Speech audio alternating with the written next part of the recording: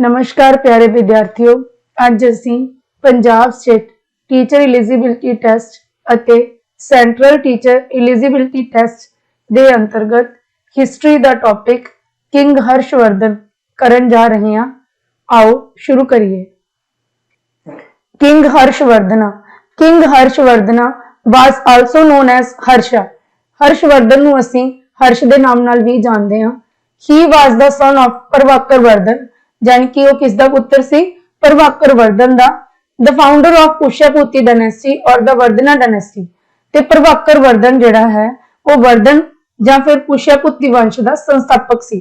देखो वर्धन डायनेस्टी बारे तो असं ईजीली गैस लगा सकते हैं क्योंकि पिछे वर्धन लगता है नाम दे विच, पर कई बार पुष्यभूति डायनेस्टी बारे सानू ज्ञान नहीं हुंदा, तां सानू ये चीज पता होनी चाहिए है कि वर्धन वंश ते पुष्यभूति वंश सेम ने। Harshavardhana is considered as one of the most prominent Indian emperors in the 7th century AD। Harshvardhan जिहड़ा है 7वीं सदी दे विच भारती बहुत ही महत्वपूर्ण भारत राजा सी। He built a huge empire that extended from north and northwestern India till the Narmada in the south। उसने एक बहुत ही बड़ा साम्राज्य की स्थापना की सी जिहड़ा कि उत्तर ते उत्तर पश्चिमी भारत तो लैके दक्षिण दे विच नर्मदा नदी तक फैलिया होया सी। His capital was Kannauj, उसकी राजधानी कन्नौज सी। His reforms and policies were generous, उसदियां सुधार ते नीतियां ने जिहड़ियां वो बहुत उदार सी। He was were always aimed at boosting the peace and prosperity of his people। ते उसदा जिहड़ा टीचा हुंदा सी वो हमेशा अपनी प्रजा दे विच शांति ते खुशहाली नूं वधाउणा हुंदा सी। इहदे बारे मुख गल्लां देखदे हां। Facts about king Harshvardhan. इहदा जिहड़ा राज सी वो 606 तो लैके 647 AD तक चले। Harshvardhan was born in 590 AD to King Prabhakar Vardhan of the Thanesar Haryana. ठीक है जी, स्थानेश्वर भी इसनों कहा जाता है। उसका जिहड़ा जन्म है वो प्रभाकर वर्धन के घर स्थानेश्वर दे स्थान ते जिन्हों कि थानेसर भी कहा जाता है, हरियाणे दे विच यह जगह।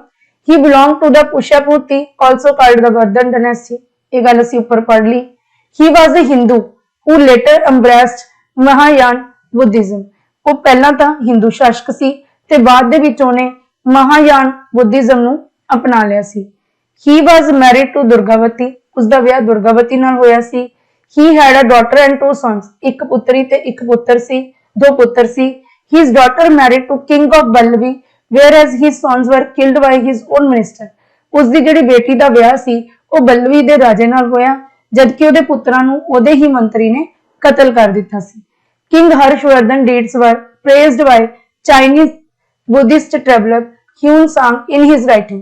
हर्षवर्धन दे जिहड़े चंगे कम्मां बारे उहदे कम्मां दी प्रशंसा दे विच चाइनीज बुद्धिस्ट जिहड़ा यात्री सी ह्यून सांग उहने अपनी लिखतां दे विच इहदा जिक्र कीता है चंगे कम्मां दा। हर्था असैशन, उस तो बाद दी गल करदे हां। After Prabhakar Vardhan died, his elder son Rajyavardan ascended to the throne of Thanesar। Prabhakar Vardhan की मौत तो बाद उसका बड़ा पुत्र राजवर्धन गद्दी थनेसर दे सिंघासन ते बैठा। Harsha had a sister, Harsha दी इक भैन सी Rajyashri, who was married to King Grahavarman of Kannauj, जिहड़ी कि कन्नौज दे राजे नाल विआही होई सी। इहदा नाम सी ग्रहवर्मन। शशांक, इत्थे पढ़न च थोड़ा जिहा औखा लग रहा है पर शशांक एक बहुत ही महत्वपूर्ण राजा है। The Gowda king killed Grahavarman, उन्हें इहदे जीजे ग्रहवर्मन नूं मारता एंड कैप्ट राजाश्री प्रिजनर, ते इहदी भैन नूं बंदी बना लिया। शशांक नां दे राजे ने जिहड़ा कि एक गौड़ राजा सी उन्हें इसदी भैन नूं बंदी बना लिया ते जीजे दा कतल करता। This prompted Rajyavardhana to fight against Shashank.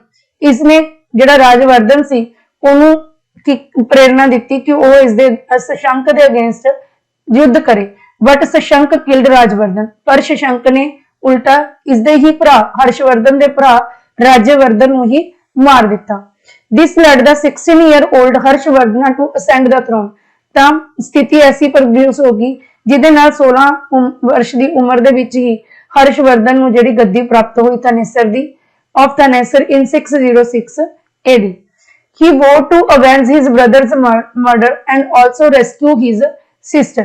उसने अपने भरा दे कतल का बदला लिया ते अपनी भैन नूं भी बचाउण दी सौं खाधी।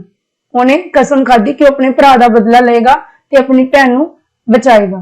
फॉर दिस इसलिए he formed an alliance with Bhaskar Varman the Kamarupa king Harsha and Bhaskar Varman marched against Shashanka. इसलिए उन्हें एक गुटबंदी कर ली, एक संधि कर ली, गठजोड़ कर लिया किदे किदे नाल। एक तो भास्कर वर्मन राजा सी कामरूप दा, उस तो बाद भास्कर वर्मन ते हर्षा ने मिलके सुमुख दे शशंक दे ऊपर चढ़ाई की। Ultimately Shashank left for Bengal तो एदा सिट्टा की निकलिया, जेड़ा शशंक सी ओ जगह छड्ड के कन्नौज छड्ड के बंगाल भज गया and Harsha became the king of Kannauj also. ते कन्नौज दे ऊपर भी हर्ष दा राज हो गया। दोबारा सुनो, अपने भरा दा बदला लैण लई ते अपनी भैन नूं बचाउण दे लई हर्षवर्धन ने कामरूप दे राजे भास्कर वर्मन दे नाल गठजोड़ कीता ते शशंक दे ऊपर चढ़ाई की। शशंक जिहड़ा सी डर के भज गया ते कन्नौज दे ऊपर किहदा राज हो गया? हर्षवर्धन दा। अगे गल करदे हां empire of Harsha, king Harshavardhana empire. इहदे साम्राज्य की गल करदे हां। ऑन एक्वायरिंग कन्नौज नूं हासिल करन तो बाद Harsha United the two Kings of Thanesar and Kannauj. इन्हें दोनों राजा नूं मिलाता। थानेसर तो पहला ही सी इन्हां दा ते कन्नौज इन्हें जित्तिया सी शशांक नूं भजा के। He moved his capital to Kannauj. फिर इसने अपनी जिहड़ी राजधानी सी वो कन्नौज नूं बना लिया। After the fall of Guptas, गुप्तियां दे पतन तो बाद north India was divided into many small kingdom. उत्तरी भारत बहुत छोटे छोटे राज्यां विच वंड गया सी। Harsha was able to unite many of them under his command. ते हर्ष ने उन्हां दे विचों बहुत सारे राज्यां नूं इकट्ठा कीता, एकजुट कीता। He had under his control of Punjab and central India. उस कोल उसदे नियंत्रण हेठ पंजाब भी सी ते केंद्री भारत भी सी। आफ्टर शशंक's डेथ, शशंक दी मौत तो बाद जिहड़ा कि पहला बंगाल भज गया सी, ही अनेक्स्ड बंगाल, बिहार एंड उड़ीसा। उसने बंगाल, बिहार ते उड़ीसा नूं भी अपने राज विच मिला लिया। ही also defeated the Vallabhi king in the Gujarat. उसने गुजरात दे विच वल्लभी दे राजे नूं भी हराया। The Vallabhi king and Harsha came to truce by a marriage between Harsha's daughter and Vallabhi king Dhruva Bhatt. फिर ये जिहड़ा हार सी एक विआह संबंध दे विच बदल गई। वल्लभी किंग ने अपने बेटे का विआह हर्षवर्धन की बेटी दे नाल करता। However, Harsha's plans to conquer lands to the south were hampered. बल जेड़े हर्ष दा एक सपना सी कि वो दक्षिण भारत वाल भी बढ़ेगा, उहदे विच रुकावट आई। When the Chalukya king Pulkeshin II, बहुत इंपॉर्टेंट लाइन है, जदों चालुक्य राजे पुलकेशन दूजे ने डिफीटेड हर्षा इन 618 to 619। जदों पुलकेशन दूजे ने हर्षवर्धन नूं हराता 618 तो 619 ਦੇ ਵਿਚਕਾਰ। This sealed Harshvardhan's southern territorial limit as the Narmada river। इसने जिहड़ा हर्षवर्धन दा दक्षिणी इलाका सी ओनू नर्मदा नदी तक ही सीमा देती, इत्थों तक ही सीमित करता। There were two types of territories under Harsha। Harsha दे अधीन दो तरह दे इलाके सी। One was directly under him, एक तां सीधा ओहदे नियंत्रण हेठ सी, and the other type was those that were feudatories। दूसरे किस्म का वह राज सी जिहड़ा कि जगीरदारां दे अधीन सी। डायरैक्ट टैरेटरीज दे विच ओहदी सेंट्रल प्रोविंसेस आउंदे सी, केंद्री प्रांत, बंगाल, कलिंगा, राजपुताना ते गुजरात। फ्यूडेटरीज दे विच Jalandhar, Kashmir, Kamarupa, Sindh, Nepal. Even the feudatories were under his tight command of Harsha. जिहड़े जगीरदार सी वो भी इहदे निर्देश हेठ ही चलदे सी। Harsh's reign marked the beginning of feudalism in India। इसने ही भारत विच सामंतवाद की शुरुआत की सी। ह्यून सांग visited India during Harsha's reign। इहदे शासन के दौरान ह्यून सांग ने भारत की यात्रा की। वो एक बौद्ध यात्री सी। He had given a very favorable account of King Harsha and his empire। उसने अपनी लिखतां विच राजे हर्षवर्धन ते उसदे राज बारे बहुत ही वधिया वृतांत दिता है। He praises his generosity and justice। वो उसकी उदारता ते न्याय की बहुत प्रशंसा करता है। Harsha was a great patron of the arts। Harsha कला प्रेमी सी। He himself was an accomplished writer। वो खुद भी एक बहुत अच्छा निपुण लेखक सी।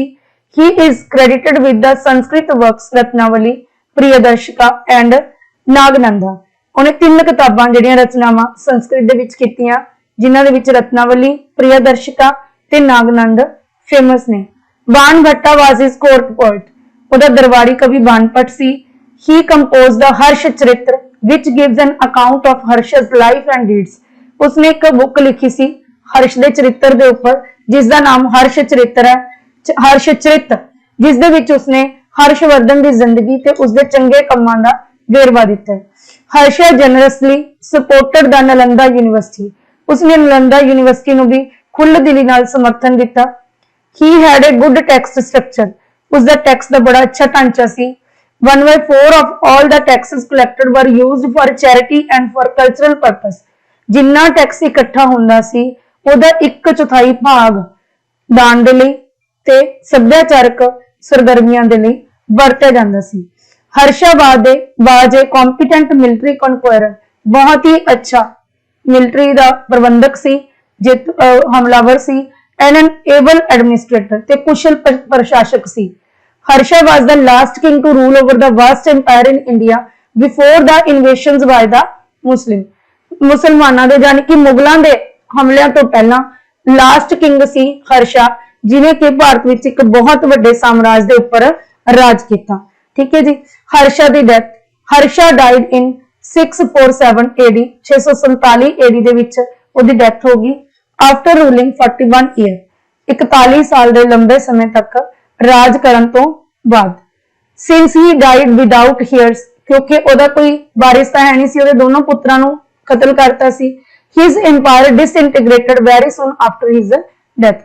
तां उसदी मौत तो बाद उसदा जिहड़ा साम्राज्य टुट गया ते भारत विच जिहड़े मुगलां दे हमले शुरू हो गए। तां असीं हिस्टरी नूं टाइमलाइन दे अकॉर्डिंग ही कर रहे हां। इस तो पहलां असीं गुप्ता एम्पायर ते राष्ट्रकूट डायनेस्टी बारे पढ़िआ। उस तो बाद दी जिहड़ी टाइमलाइन है ਉਹਦੇ ਅਕੋਰਡਿੰग ਜਿਹੜਾ ਬਹੁਤ ਇੰਪੋਰਟੈਂਟ ਟੌਪਿਕ ਬਣਦਾ ਸੀ that was ਹਰਸ਼ਵਰਧਨ's empire, ਜਿਹੜਾ ਕਿ ਅਸੀਂ ਅੱਜ ਦੀ ਵੀਡੀਓ ਦੇ ਵਿੱਚ ਡਿਸਕਸ ਕੀਤਾ ਹੈ। ਇਸ ਤੋਂ ਬਾਅਦ ਅਸੀਂ ਜਿਹੜਾ अर्ਲੀ ਮਿਡੀਵੀਅਲ ਪੀਰੀਅਡ ਦਾ ਟੌਪਿਕ ਹੈ ਡਿਸਕਸ ਕਰਾਂਗੇ। ਮੈਨੂੰ ਉਮੀਦ ਹੈ ਕਿ ਅੱਜ ਦਾ ਟੌਪਿਕ ਤੁਹਾਨੂੰ ਜ਼ਰੂਰ ਪਸੰਦ ਆਇਆ ਹੋਵੇਗਾ। ਇਸ ਲਈ ਵੱਧ ਤੋਂ ਵੱਧ ਵੀਡੀਓ ਨੂੰ ਲਾਈਕ ਕਰੋ, ਸ਼ੇਅਰ ਕਰੋ ਤੇ ਸਾਡੇ ਚੈਨਲ ਨੂੰ ਸਬਸਕ੍ਰਾਈਬ ਕਰਨਾ ਨਾ ਭੁੱਲੋ। बैल आइकन नूं प्रेस कर लो ताकि आने वालियां वीडियो के नोटिफिकेशन तुहाडे तक पहुंचते रहन। अगर तुसी ऑनलाइन क्लासेस लई साडे नाल जुड़ना चाहते हो तो साडा नंबर डिस्क्रिप्शन बॉक्स दे विच दिता गया है, उस ते कॉन्टैक्ट कर सकते हो। अज दी इस वीडियो नूं देखण लई तुहाडा बहुत बहुत धन्नवाद।